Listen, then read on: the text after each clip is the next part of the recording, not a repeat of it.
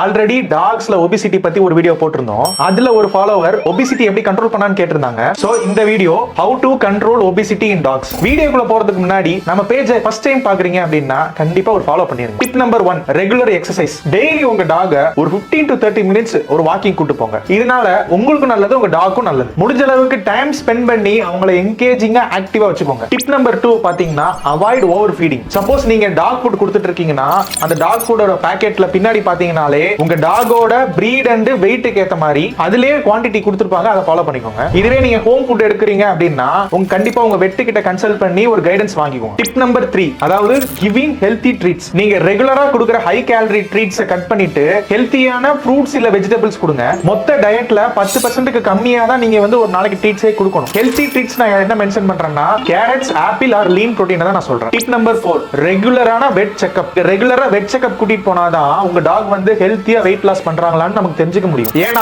Sudden weight loss எப்பயுமே ரிஸ்க்ல கொண்டு போய் முடிஞ்சிரும். அதனால கிராஜுவலா ஸ்டெப் பை ஸ்டெப்பா தான் வெயிட் லாஸ் இருக்கணும். இந்த வீடியோ பிடிச்சிருந்தா கண்டிப்பா ஒரு லைக் பண்ணுங்க. நல்ல கொலு கொலுன்னு டாக் வச்சிருக்க உங்க ஃப்ரெண்டுக்கு இந்த வீடியோவை மறக்காம ஷேர் பண்ணிருங்க.